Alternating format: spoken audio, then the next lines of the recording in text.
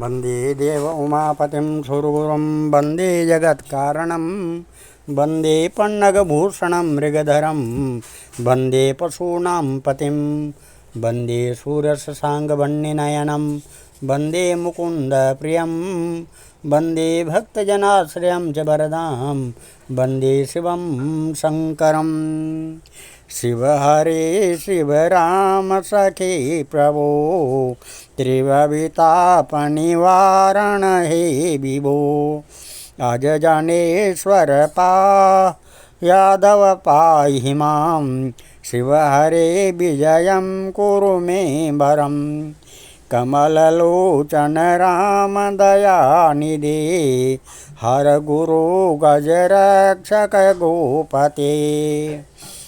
शिवतनो भव शंकर पाहि मां शिव हरे विजयं कुरु मे वरं। स्वजनरञ्जन मङ्गलमन्दिरं भजति तं पुरुषं परमां पदं। भवति तस्य सुखं परमाद्भुतं शिव हरे विजयं कुरु मे वरं। जय युधिष्ठिरवल्लभ भूपते जय जयार्चित पुण्यपयोनिधे। जय कृपामय कृष्ण नमोस्तुते शिव हरे विजयं कुरु मे वरं।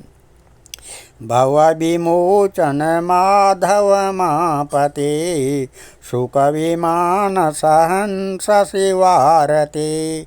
जनक जारत राघव रक्ष मां शिव हरे विजयं कुरु मे वरं। अवनिमण्डल मङ्गलमापते जलद सुन्दर राम रमापते। निगम कीर्ति गुणार्णव गोपते शिव हरे विजयं कुरु मे वरं। पतित पावन नाम मयि लता तव यशो विमलं परिगीयते। तदपि माधव मां किमुपेक्षसे शिव हरे विजयं कुरु मे वरं। अमरता परदेव रमापते विजयस्तव नाम घनोपमा। मयि कथं करुणार्णव जायते शिव हरे विजयं कुरु मे वरं।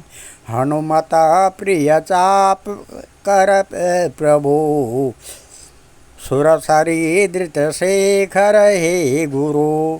मम विभो किमु विस्मरणं कृतं शिव हरे विजयं कुरु मे वरं। नरहरेति परं जनसुन्दरं पठति या शिवरामकृतस्तवं।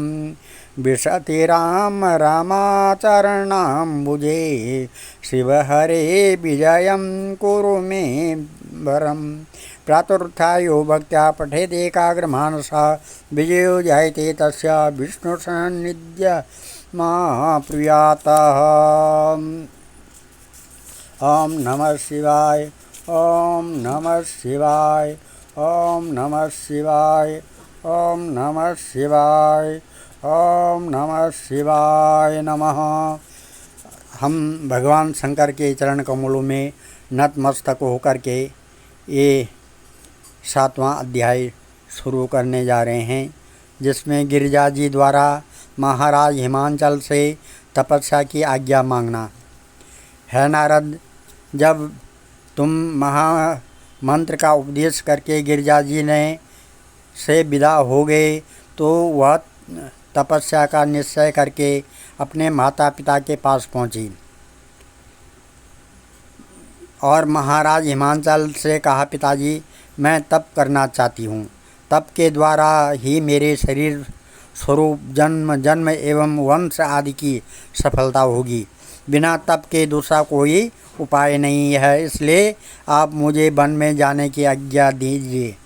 महाराज हिमांचल ने कहा, पुत्री में मेरी ओर से तुम्हें आज्ञा है और तुम जब चाहो तप के लिए जा सकती हो, लेकिन जाने से पहले तुम्हें अपनी माता से भी पूछ लेना होगा। तब पार्वती अपनी माता के पास गई और उन पर अपनी इच्छा प्रकट की। पार्वती की बात सुनकर मेनका ने कहा तुम अपने घर में बैठकर ही तपस्या करो, वन में जाने की क्या आवश्यकता है। वन में जाने की तुम्हारी हट अच्छी नहीं। वन में सर्प आदि विषैले जंतु और शेर आदि हिंसक पशु रहते हैं।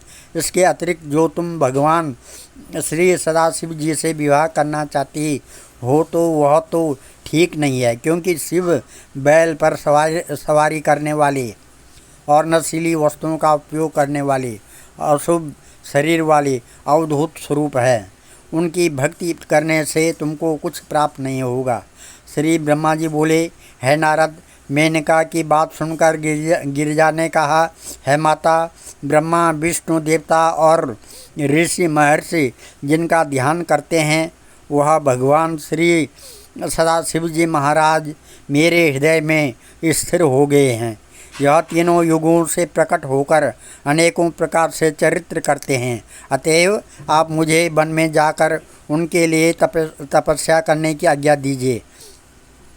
गिरिजा के विचार को जानकर मेनका अत्यंत प्रसन्न हुई और उसने प्रसन्नतापूर्वक उनको वन में जाने की आज्ञा दे दी।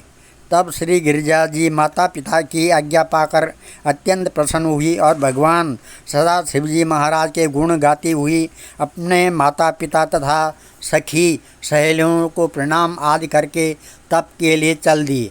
उन्होंने जाने से पूर्व अपने समस्त वस्त्र आभूषण आदि उतार दिए और बलकल मृग चर्म आदि धारण कर लिए।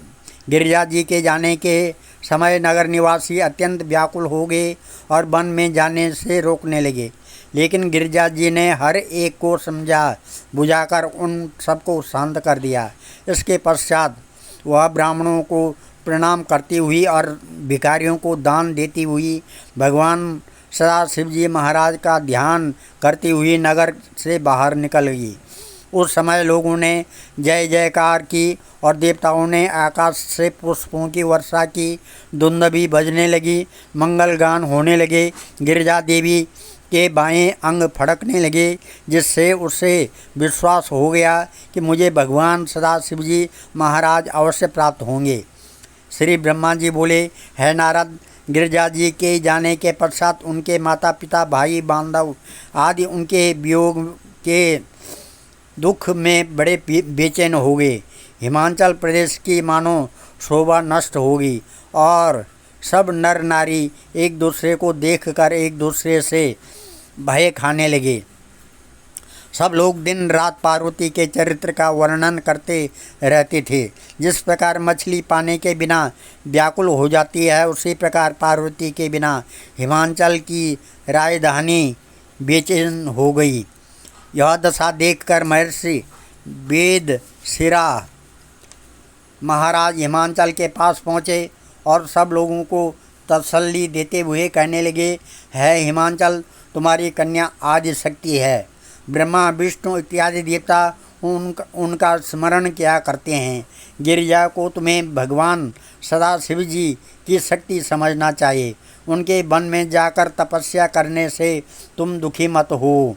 तुम्हारी कन्या उग्र तप द्वारा श्री सदाशिव को प्राप्त करेंगी और तीनों लोगों को आनंद प्रदान करेंगी। उस समय तुम्हारी कीर्ति की प्रशंसा सब लोग करने लगेंगे। तुम प्रतिक्षण भगवान श्री सदाशिव का स्मरण करो, क्योंकि वही हर प्रकार के सुखों के देने वाले हैं। इतना कहकर महर्षि वेदशिरा ने मन ही मन भगवती को नमस्कार किया, फिर अपने स्थान को चले गए। आज हम इस कथा को यहीं पर विराम देते हैं। कल 8वां अध्याय गिरिजा का शिव प्राप्ति के लिए कठिन तप करना। वंदे देव उमापतिं सुरगुरुं वंदे जगत कारणं वंदे पन्नगभूषणं मृगधरं वंदे पशूनां पतिं वंदे सूर्यशशाङ्कवर्णनयनं वंदे मुकुंद प्रियं वन्दे भक्तजनाश्रयं च वरदां वन्दे शिवं शङ्करं कण्ठे यस्य विराजते च गरलं गङ्गाजले मस्तके वामाङ्गे गिरिराजराजतनया जाया भवानी सती नन्दीस्कन्दगणनाथसहितं श्रीकेदारनाथ प्रभु श्रीकेदाराञ्चलसंस्थितो सततं कुर्यात् सदा मङ्गलम्। ॐ नमः शिवाय नमः नमः। कालभैरवाष्टकाय नमः। कालभैरवाय नमः। देवराज सेव्यमान पावनान्द्रिपङ्कजं व्यालयज्ञसूत्र इन्दुशेखरं कृपाकरं नारदादियोगवृन्दवन्दितं दिगम्बरं काशिकापुरादिनाथ कालभैरवं भजे भानुकोटिभास्वरं भवाब्दितारकं परं नीलकण्ठ ईप्सितार्थदायकं त्रिलोचनं काल अम्बुजाक्ष अक्षशूल अक्षरं काशिकापुरादिनाथ कालभैरवं भजे शूलटंक पाशदंड पाणिमादिकारणं श्यामकाय आदिदेव अक्षरं निरामयं भीम विक्रमं प्रभुं विचित्रताण्डवप्रियं काशिकापुरादिनाथ कालभैरवं भजे भुक्तमुक्तिदायकं प्रशस्तचारु विग्रहं भक्तवत्सलं स्थितं समस्तलोकविग्रहं विनिकुणं मनोज्ञ हेमकिङ्कणी लसत्कटिं काशिकापुरादिनाथ कालभैरवं भजे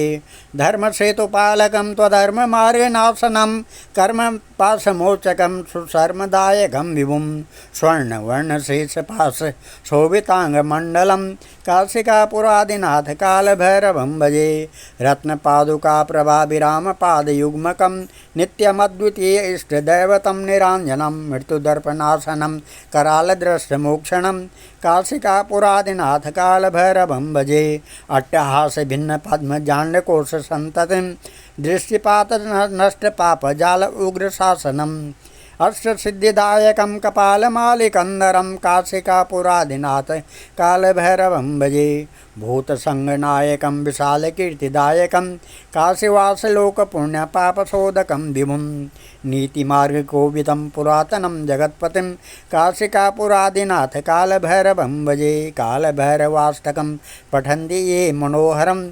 ज्ञानमुक्तिसाधनं विचित्रपुण्यवर्धनं शोकमोहदैन्यलोभ कौपतापनाशनं प्रयान्ति कालभैरवान्द्रिसन्निधिं नराध्रुवम्। ओम नमः श्री भैरवा ओम श्रीमत्शंकराचार्य विरचितं कालभैरवाष्टकं शंकरार्पणमस्तु। सर्वे भवन्तु सुखिनः, सर्वे सन्तु निरामया, सर्वे भद्राणि पश्यन्तु, मा कश्चित् दुःखभाग् भवेत्। धन्यवाद।